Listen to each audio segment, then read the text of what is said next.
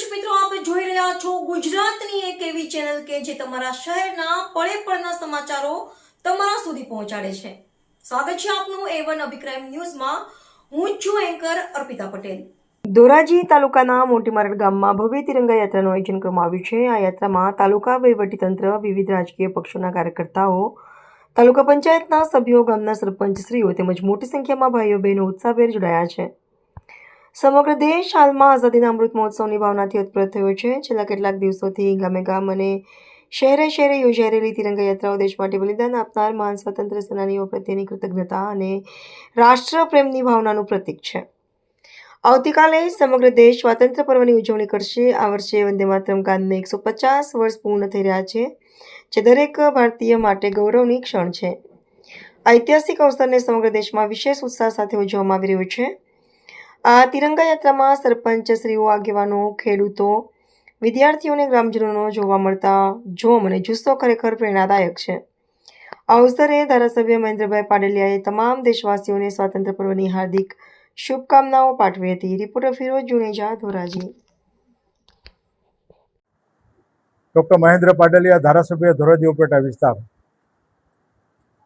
આજરોજ ધોરાજી તાલુકાના ઉપક્રમે મોટી મારડ ગામમાં ધોરાજી તાલુકા પ્રશાસન અને ભારતીય જનતા પાર્ટીના કાર્યકર્તાઓ, ધોરાજી તાલુકા પંચાયતના સર્વે સદસ્યશ્રીઓ, દરેક વિવિધ ગામના સરપંચશ્રીઓ અને આગેવાનો, ભાઈઓ બહેનો આજે વિશાળ સંખ્યામાં તિરંગા યાત્રા યોજાયેલી।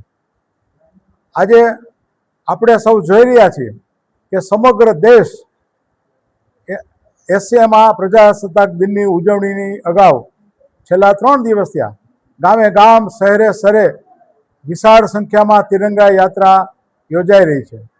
આ સ્પષ્ટ બતાવે છે કે આપણા દેશની આઝાદીમાં જે લોકોએ પોતાના બલિદાન આપ્યા છે અને મહામૂલી આઝાદી જે પ્રાપ્ત કરી છે તેના માટે સૌ ઉત્સાહભેર આ પ્રકારની તિરંગા યાત્રામાં દરેક ગામની અંદર, શહેરોની અંદર તિરંગા યાત્રામાં લોકો જોડાઈ રહ્યા છે અને 80મો પ્રજાસત્તાક દિનની આવતીકાલે ઉજવણી થવાની છે। વિશેષ એક નવી બાબત એ બની છે કે વંદે માતરમ ગાનના 150મા વર્ષની જન્મજયંતિ રચનાની ઉજવણી થઈ રહી છે, ત્યારે 150 વર્ષ વંદે માતરમ ગાનના થવાના હોય ત્યારે આવતીકાલે પ્રથમ વખત લાલ કિલ્લા ઉપર વંદે માતરમ ગાન પણ થવાનું છે। આજે સર્વે લોકોમાં, સર્વે ગ્રામજનોમાં, ગામે ગામના સરપંચશ્રીઓ, આગેવાનો, ખેડૂતો, ભાઈઓ બહેનો, ખાસ કરીને વિદ્યાર્થીઓમાં એક અલગ પ્રકારનો ઉત્સાહ જળવાઈ રહ્યો છે કે આજે સ્વાતંત્ર્ય દિવસના એક દિવસ અગાઉ સર્વે ભાઈઓ બહેનોને, નાગરિકોને હું શુભેચ્છા પાઠવું છું। મારું નામ શર્મિલાબેન જમનભાઈ ચાવડા, મોટી મારડ ગ્રામ પંચાયત સરપંચ। આજે અમારા મોટી મારડ ગામમાં પ્રશાસન દ્વારા તાલુકા કક્ષાનો કાર્યક્રમ યોજવામાં આવ્યો હતો તિરંગા યાત્રાનો। તેમાં બહોળી સંખ્યામાં લોકો ઉપસ્થિત રહ્યા હતા। ગામના વડીલો, ભાઈઓ, બહેનો, મહિલા મોરચાના બહેનો તેમજ આંગણવાડી વર્કર બહેનો, તાલુકા ભાજપની ટીમ તેમજ વિવિધ આગેવાનો અહીંયા ઉપસ્થિત રહી અને અમારી 6 સ્કૂલ છે, 6 સ્કૂલના શિક્ષકો, બાળકો તમામે હાજર રહી અને આ કાર્યક્રમને સફળ બનાવેલો છે। આ કાર્યક્રમ આપણે સ્વામિનારાયણ મંદિરથી લઈ ગરબી ચોક અને ફળદુ શેરીથી લઈ અને અમારી મોટી મારડ ગ્રામ પંચાયતે પૂર્ણાહુતિ કરવામાં આવી હતી।